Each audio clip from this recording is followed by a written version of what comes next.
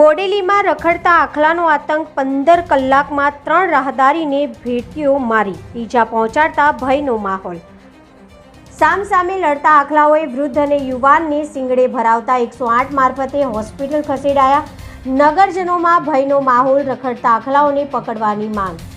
બોડેલી નગરમાં રખડતા આખલાઓનો આતંક યથાવત જોવા મળી રહ્યો છે। છેલ્લા 15 કલાક દરમિયાન 3 રાહદારીઓને રખડતા આખલાઓએ અડફેટમાં લઈ ઈજા પહોંચાડતા નગરજનોમાં ભયનો માહોલ સર્જાયો છે। આજે એક વૃદ્ધ સહિત એક યુવાનની આખલાએ સિંગડે ભરાવતા સારવાર માટે હોસ્પિટલ ખસેડવામાં આવ્યા હતા। બોડેલી નગરમાં રખડતા આખલાઓના આતંકથી નગરજનો ત્રાહિમામ પોકારી ઉઠ્યા છે। ગઈકાલ સાંજથી અત્યાર સુધીમાં 3 લોકોને આખલાઓએ અડફેટે લઈ ઈજાઓ પહોંચાડી છે।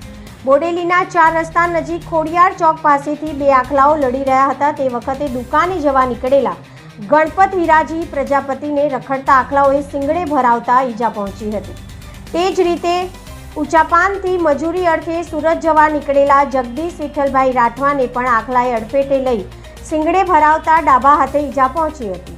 જ્યારે ગઈકાલે બુધવારે સાંજે અમૃતભાઈ બારિયા કડીલા ચા લેવા જઈ રહ્યા હતા। તે દરમિયાન 4 રસ્તા નજીક રખડતા આખલાએ તેમને ભેટી સારી જમીન પર ફેંકી દીધા હતા। ઘટનામાં ગંભીર ઈજાઓ પહોંચતા તેમને 108 એમ્બ્યુલન્સ મારફતે હોસ્પિટલમાં સારવાર માટે ખસેડવામાં આવ્યા હતા।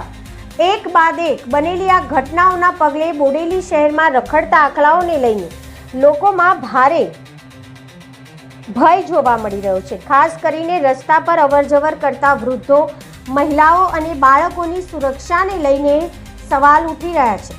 નગરજનોની માંગ છે કે બોડેલી નગરપાલિકા તંત્ર દ્વારા તાત્કાલિક કાર્યવાહી કરી રખડતા આખલાઓને પકડી સલામત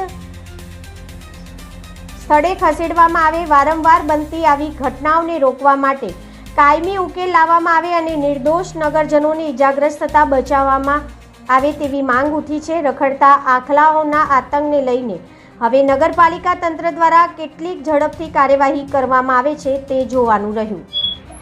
કઈ નહીં, અમે અહીંયા ઊભા હતા, પાછળથી આખલો આવ્યો તો ઉચકીને રોડ પર ફેંકી દીધો। આવા બનાવો લગભગ 2 દિવસની અંદર 3-4 બનાવ બની ચૂકેલા છે। આજે સવાર લગભગ 2 જણને અમે તો સુરત જતા હતા, અહીંયા ઘરેથી આવ્યા એટલે ગાડીમાંથી ઉતરીને અહીંયા ઊભા હતા ખોડિયાર મંદિરની સામે।